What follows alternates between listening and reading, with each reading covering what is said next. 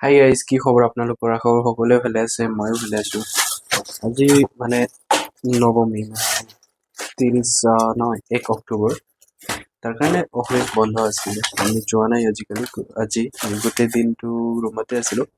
তাৰপিছত এতিয়া দুপৰীয়া ৰুমটো চাফা কৰিলোঁ। তাৰপিছত চাফা কৰাৰ পিছত এতিয়া ঢেৰ কাম ওলাইছে। বাহিৰত বস্তুকেইটা আনিলোঁ, ৰুমত থলোঁ। এতিয়া মানে পাকঘৰত যিখিনি অলপ কাম আছিলে সেইখিনি কৰি দিম।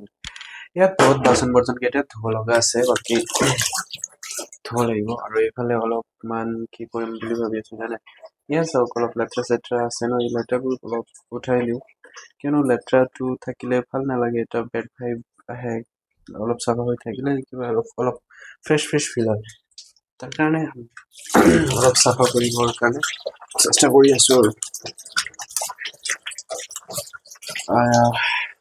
এয়া চাওক প্লানটো, মানে সৰু গছটো আমি লৈ আহিছিলোঁ সেইদিনা, আনি ইয়াত থৈছোঁ।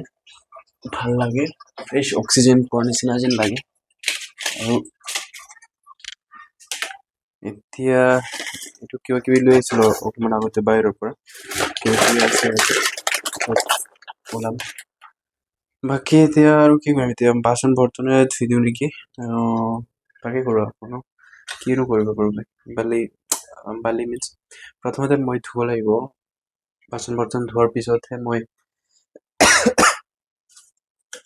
কি কয় জানে, বাচন বৰ্তন ধোৱাৰ পিছতহে বনাব পাৰিম। তাৰ কাৰণে বাচন বৰ্তনকে আগতে ধুওঁ। সেইকেইদিন জানে ন, বৰ দুখ। এয়া জুবিনদাৰ অকাল মৃত্যুৰ খবৰটো পাই একদম বেয়া। এতিয়ালৈকে মানে একচেপ্ট কৰিব পৰা নাই এনেকুৱা ধৰণৰ এটা খবৰ আহিব বুলি। বেয়া লাগে মানে অত্যাধিক বেয়া লাগে, একদম কেতিয়াবা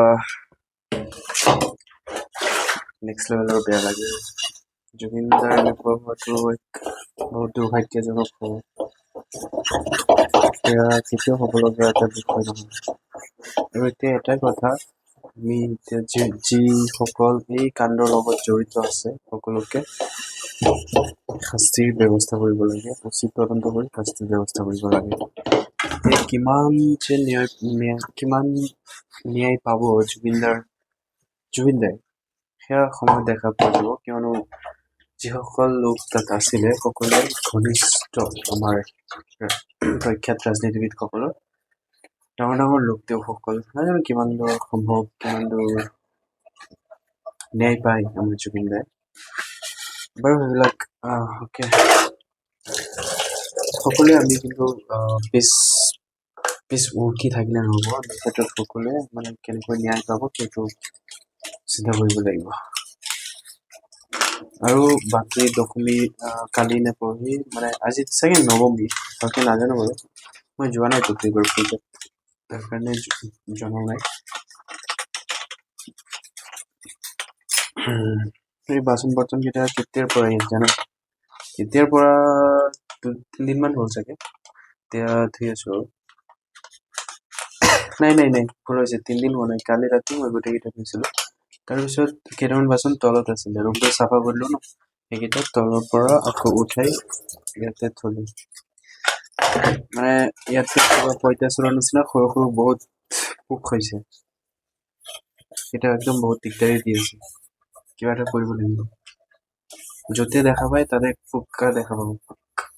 কীট পতংগৰ মাজতে যেন আমি আছো, আমি ৰাজত্ব কৰা নাই, কীট পতংগ যেন ৰাজত্ব কৰি আছে। বাকী কেমেৰাটোত আপোনালোকে দেখা পাই আছে নে নাই? ইফালে ঘূৰাই দিওঁ নেকি? এতিয়া চাগে সম্পূৰ্ণৰূপে দেখা পাই আছে।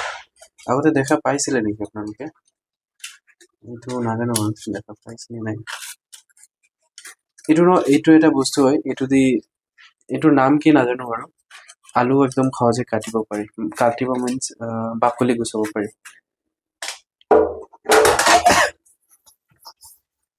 বেছি সময় নালাগে, একদম সোনকালে হৈ যায়। তেনেকুৱা আৰু গাইছ। আৰু বাচন বৰ্তন ধোৱাৰ পিছত খোৱা খাদ্য বনাব লাগিব। খাদ্য বনাই খাব লাগিব। আপোনালোকে খালেনে? আৰু আপোনালোকৰ পূজা কেনেকৈ গৈছে? আশা কৰোঁ সকলোৱে এনজয় কৰি আছে পূজাত, কিয়নো আপোনালোকেতো ঘৰতে থাকে ন প্ৰায়ভাগ মানুহে। ঘৰত থাকিলেতো মজাই বেলেগ গাইজ। মোৰো তেনেকুৱা হয়, যেতিয়া ঘৰত থাকোঁ পূজাত যাওঁ ৰাতি সন্ধিয়া কেতিয়াবা ফাংচন চাব মানে প্ৰগ্ৰেম হয় ন, নাচ গান ন, সেইবিলাক চাব যাওঁ। কিন্তু এইবাৰ প্ৰায়বোৰ পূজা মণ্ডপতে নাচ গান হোৱা নাই, কিয়নো জুবিনদাৰ অকাল মৃত্যুৰ খবৰ সকলোৱে জানে আৰু সকলোৰে দুখ প্ৰকাশ কৰিছে। তাৰ কাৰণে তেনেকুৱা অন্য বছৰৰ নিচিনা পালন কৰা হোৱা নাই।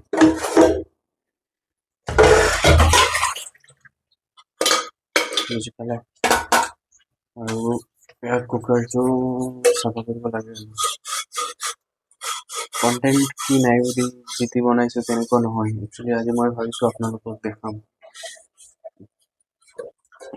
আচলতে ইমান সেইটো মই ভাবা নাই, শুই আছিলো এনেই আৰু ভাবিলো কি কৰোঁ এতিয়া, পিছত ভাবিলো ভিডিঅ'কে বনাই দিওঁ।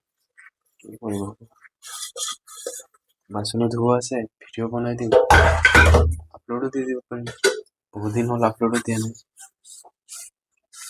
বাচন বৰ্তন চাই আপোনালোকে ভাবিছে বহুত মানুহ থাকে নেকি, ইয়াত নহয়। এতিয়া আমি অকল দুজন আছো, মই আৰু মোৰ বন্ধু দুজনে আছো, দুজনে বনাই খাওঁ। কিন্তু এইটো ইমান ডাঙৰ দেখা পাই আছে ন, এইটো আমি ব্যৱহাৰেই কৰা নাই। এইটো আগত ক'ৰ পৰা কেনেকাকৈ আমাৰ ৰুমত আহিছে মই নাজানো। এইটো তলত আছিলে, মানে এই তলত। তাৰপিছত আজি পানী ঢালি চাফা কৰাৰ পিছত এইটো চাইছো অলপ লেতেৰা হৈ আছে। তাৰপিছত ভাবিলো ওপৰত এইটো এইটো একে কাহিনী ইয়াৰ লগতে।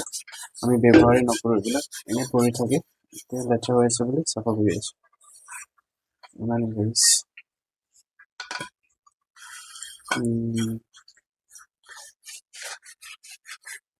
আপোনালোকে কি চাবোন ব্যৱহাৰ কৰে নো বাচন বৰ্তন ধুলে? আমি কি ব্যৱহাৰ কৰো আপোনাক মই দেখাই আছো। একো নাম চাম একো নাই, এইটো চাগে কিবা লোকেল ব্ৰেড হয়, কিয়নো ইয়াৰ ওচৰৰ ছুপাৰ মাৰ্কেটখনত এইকেইটাই আছিলে আৰু আমি বহুত কেইটা লৈ আহিছো। এইকেইটা আৰু আছে দুটামান। এইটো কি হয় জানে, স্কচ ব্ৰাইট স্ক্ৰাব পেড, নাজানো কি হয়, প্ৰথমবাৰ দেখা পাইছো। এনেতো ঘৰততো মানে মই দেখা পোৱা মতে ভীমবাৰ নে তেনেকুৱাকে এটা নাম আছে, ভীম নে কিবা এটা, সেইটো ব্যৱহাৰ কৰো।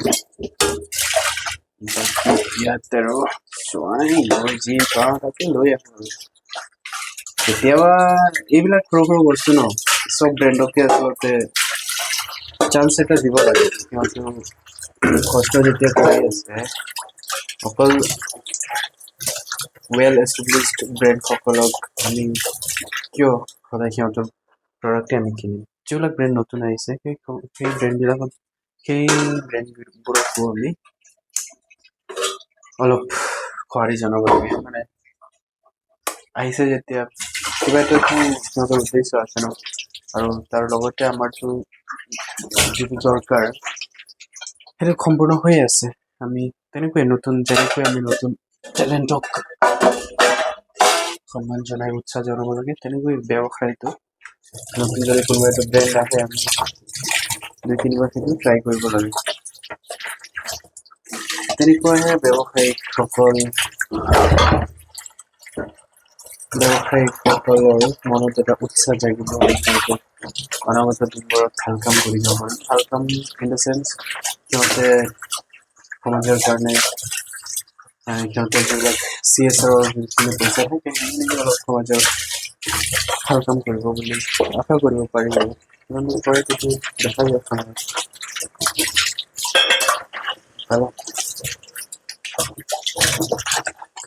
বাকী মই এটা কিতাপ পঢ়ি আছিলোঁ, কি কিতাপ জানে, মেন চাৰ্চ ফৰ মিনিং।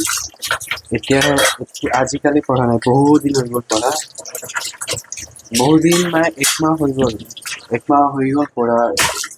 পঢ়িবলৈ আৰম্ভ কৰা, আৰু শেষ কৰিছোঁ 10 দিনমান হৈ গ'ল, নে বেছি হৈছে, 10 দিনতকৈ বেছি হৈছে। নহয়, 15 দিনমান হৈ গ'ল, 15-20 দিন হৈ গ'ল শেষ হোৱা। তাৰপিছত তেতিয়াই মই সেই বিশেষ কিতাপখনৰ ওপৰত এটা স্পেচিয়েল ভিডিঅ' বনাম বুলি বহিছিলোঁ এদিন। সেইদিনা নাজানো কেনেকুৱাকে ডিমটিভেশ্যন আহি সেইদিনা বনোৱাই, তাৰপিছত আকৌ বনোৱা হোৱাই নাই।